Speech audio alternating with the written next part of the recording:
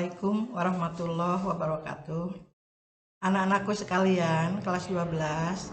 Hari ini kita mulai lagi belajar karena selama kemarin-kemarin tidak ada tatap muka, namun pada saat ini kita mulai ada lagi tatap muka ya. Yang mana di sini masalah atau materi yang akan diberikan kepada kalian yaitu mengenai pilihan karir setelah lulus dari SMA. Materi layanan dasar bimbingan dan konseling kelas 12 di semester 1 di SMA Negeri 16 Garut.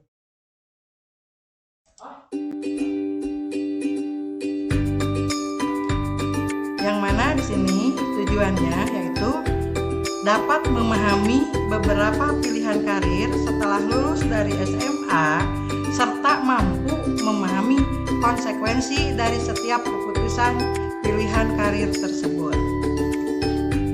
Persepsinya, sebagian besar siswa menjelang selesai studi dari SMA selalu dihadapkan dengan suatu pertanyaan.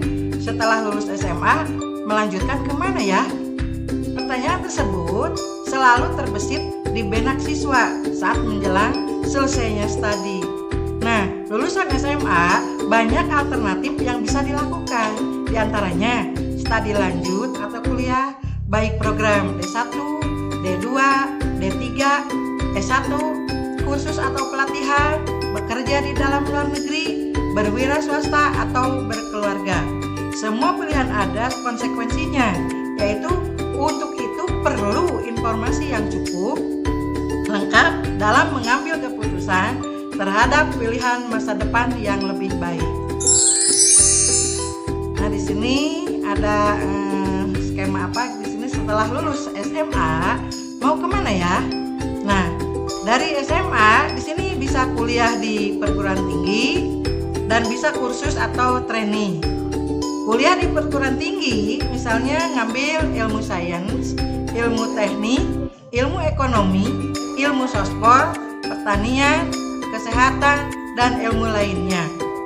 Kemudian di sini kalau yang kursus atau yang mengikuti training, ke sana urusannya dengan bekerja atau dengan wirausaha.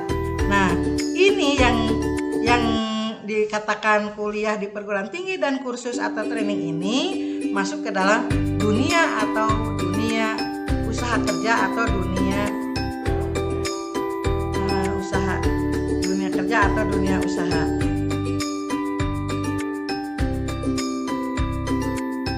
Skema atau jalur karir SMA. Nah, di sini ya, SMA syaratnya kelulusan dan ada yang tidak lulus di sini ya. Yang lulus di sini bisa melanjutkan kemana? Bisa kuliah di perguruan tinggi, baik negeri maupun swasta. Kemudian di sini yang tidak lulus bisa mengulang atau mengikuti paket B. Yang mana di sini yang lulus tadi bisa kuliah di perguruan tinggi yaitu negeri dan swasta dan juga bisa kursus atau training, misalnya bimbel atau LPK. Beberapa pertanyaan apabila studi lanjut atau kuliah. Apa program studi yang diminati? Bagaimana prospek masa depan program studi tersebut? Di mana universitas atau institut atau sekolah tinggi atau akademi atau politeknik yang ada program studi yang diminati? Bagaimana langkah sukses menuju perguruan tinggi? Nah, itu ya. Pertanyaan, kalau mengikuti bimbel atau kursus atau training, pertama, program apa yang dipilih untuk bimbel atau kursus atau training? Kemudian, bagaimana prospek masa depannya? Lalu, di mana lembaga kursus atau training yang profesional tersebut? Nah, bagaimana kiat-kiat sukses dalam bimbel atau kursus training? Nah, pertanyaan, kalau masuk di dunia kerja, ya, di mana sumber informasi kerja? Bagaimana cara merespon informasi kerja? Apa yang harus dipersiapkan untuk memasuki dunia kerja? Apa kiat sukses masuk dunia kerja? Dan bagaimana kiat sukses berkarir di dunia kerja? Kemudian ya anak-anakku sekalian, pilihan studi lanjut ke perguruan tinggi yaitu D1, D2, D3 atau S1.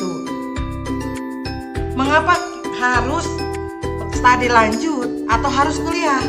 Pertama, agar memiliki wawasan yang lebih luas sehingga dapat membentuk pola pikir atau mindset dalam diri Anda lebih baik gitu ya. Yang kedua, agar memiliki sikap dan mental yang baik karena dibekali hard skill maupun soft skill.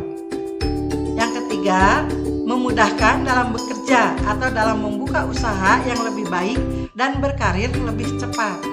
Yang keempat, untuk mencapai kepuasan yang tidak dapat diukur oleh materi karena telah melakukan proses menuju kesuksesan. Yang kelima, untuk memperoleh kecukupan keuangan baik dengan cara Anda bekerja atau berwira swasta.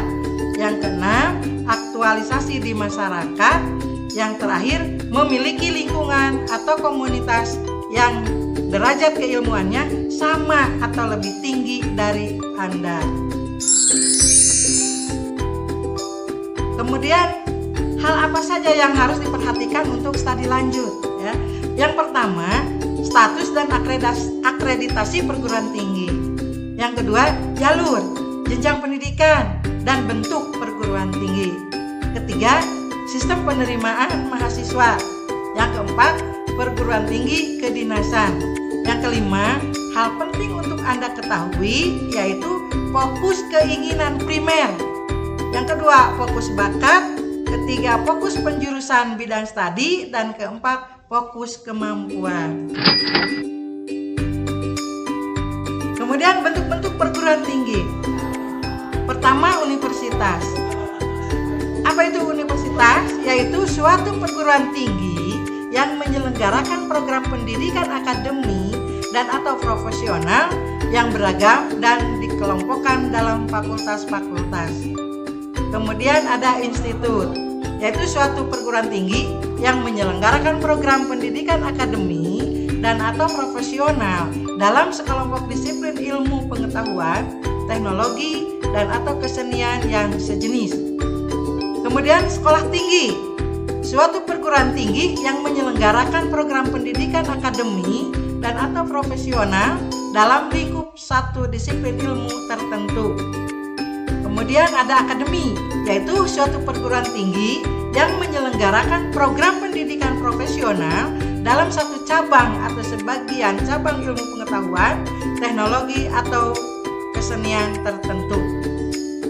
Ada juga politeknik, yaitu suatu perguruan tinggi yang menyelenggarakan program pendidikan profesional dalam satu cabang dalam sejumlah bidang pengetahuan khusus. Bedanya dengan akademi, politeknik, dan memberikan porsi lebih besar daripada praktik. Ada dua jalur pendidikan dalam pendidikan tinggi, yaitu pertama, pendidikan akademik. Pendidikan akademik yaitu pendidikan tinggi yang diarahkan pada penguasaan ilmu pengetahuan dan pengembangannya dan lebih mengutamakan peningkatan mutu serta memperluas wawasan ilmu pengetahuan, misalnya S1, S2, dan S3. Yang kedua, pendidikan profesional, yaitu pendidikan tinggi yang diarahkan pada kesiapan keahlian tertentu serta menggunakan peningkatan kemampuan kerja serta aplikasi ilmu dan teknologi, misalnya D1, D2, D3, D4, atau spesialis, yaitu SP1, spesialis 1, SP2, atau spesialis 2. Nah, selanjutnya ada pilihan kursus atau pelatihan. Kursus, satuan pendidikan luar sekolah yang terdiri atas kumpulan warga masyarakat yang memberikan pengetahuan, keterampilan, dan sikap mental tertentu bagi warga belajar.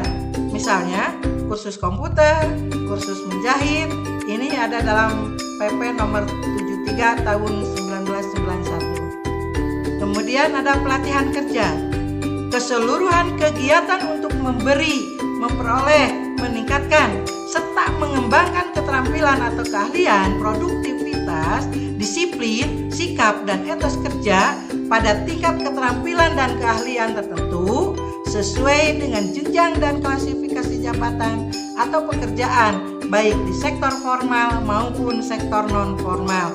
Ini dalam keputusan nomor 30 strip miring Men strip miring 99. Nah, kemudian pilihan memasuki dunia kerja. Bekerja merupakan perwujudan citra manusia dari Tuhan yang diberi kemampuan untuk menguasai alam semesta secara bijaksana dan bertanggung jawab. Bekerja bisa di dalam negeri maupun di luar negeri. Bidang bekerja bisa di jasa, perdagangan, atau industri. Nah, untuk mendapatkan pekerjaan, ada beberapa tahap yang harus dilaksanakan. Pertama, mencari lowongan kerja. Yang kedua, mengikuti tes atau seleksi. Yang ketiga, on job training.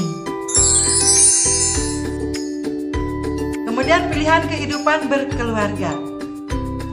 Tuhan menciptakan manusia berpasang-pasangan. Menikah atau berkeluarga merupakan salah satu kebutuhan manusia untuk melanjutkan keturunan. Menikah hukumnya wajib bagi yang sudah mampu. Namun, demikian untuk berumah tangga tidaklah mudah. Nah, untuk memasuki kehidupan berkeluarga atau menikah diperlukan berbagai macam pertimbangan. Kesiapan secara fisik maupun ekonomi sangat diperlukan di samping kesiapan mental. Sekiranya Anda telah lulus SMA, memutuskan untuk menikah harus diperhatikan secara matang. Kenapa? Karena pernikahan di usia dini umumnya mengalami banyak hambatan dan tantangan. Sekian, terima kasih pembahasan dari saya. Assalamualaikum warahmatullahi wabarakatuh.